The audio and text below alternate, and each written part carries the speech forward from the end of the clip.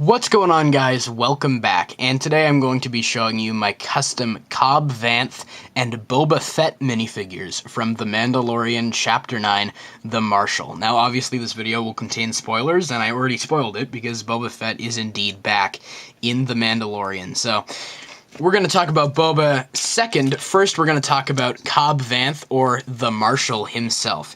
So, from the top down, I used this hairpiece from, I want to say, Lego City, and it's that dark tan, kind of spiky hairpiece, and I like the way that looks because it doesn't look too old, like not too gray and not too old, but it also strikes that balance between being not too old but not too young. And now, on my Instagram story, I posted an image of Boba and Cobb, and he had this face, which is the Lake Town Guard face from The Hobbit. And it also came on a Rebel Trooper from a 2017 Star Wars Battle Pack, and you can see that it's the same face but printed in a lighter color. So I used the Hobbit figure face on my Instagram story, but then I realized that the King Theoden head from The Lord of the Rings actually matches the hair better, and even resembles Timothy Oliphant, I believe is his name, even better than that face does. So I really like the way the King Theoden face or head works for Cobb Vanth. Obviously, this is a more rare head, and not a lot of you will probably have it, but for me, I really like the way it looks. Now for his kind of scarf that he has. I couldn't put on the jetpack because I substituted that for this, and I don't really have a jetpack piece that matches. So I got the Jaywalker Scarf, or just Jay Scarf, from the Lego Ninjago movie, the orange scarf, and I painted it burgundy. The exact paint color I used was burgundy, and I just painted the entire thing dark red because he's wearing kind of a dark red wrap around his neck, or maybe it was a scarf, I don't know, because I don't think you really see the back, but from the front, this is what it looks like. So I just put the J scarf on backwards after painting it dark red, or burgundy, or whatever shade of dark red you would like to paint it, and I really like the way that looks for Cobb Vanth. Now for the torso, you're probably going, why didn't you just use the Boba Fett torso? Well, because number one, the only Boba Fett I technically have is the 1999 Boba, and don't get me wrong, he's a classic minifigure, and I'm happy to have him in my collection. Not a lot of people can say they do have this minifigure, but the torso is outdated. There's no denying that. And the other Boba I have is a part of a keychain, but as you know, at least I believe a lot of you know, the keychain minifigures cannot be taken apart. You cannot take the torso off the legs, so that rules out this one.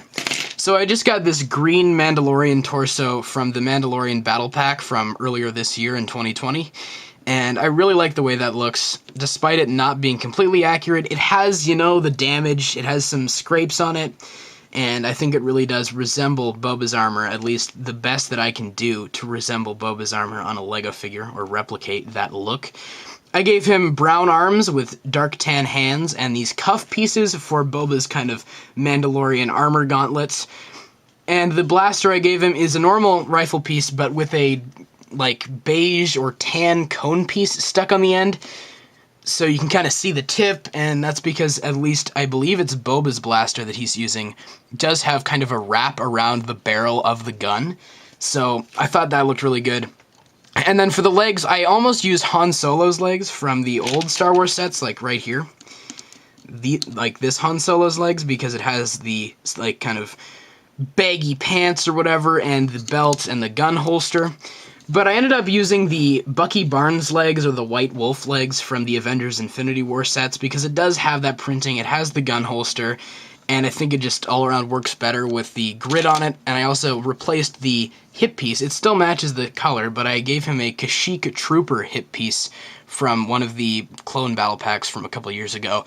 And I think that adds to the grit and the grime on the minifigure, because obviously he's on a sand planet and he's on Tatooine.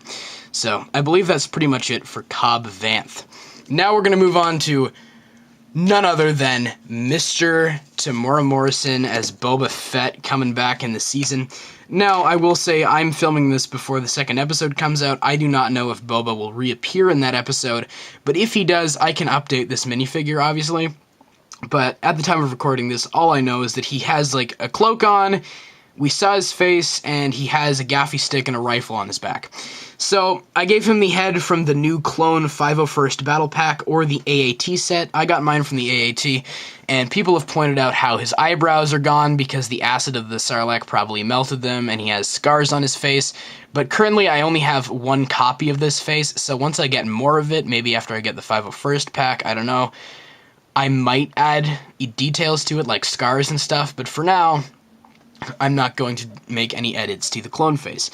I used the Rebel Trooper torso from, I believe, the Rebel Trooper Battle Pack from a couple years ago. I think it was based on Rogue One.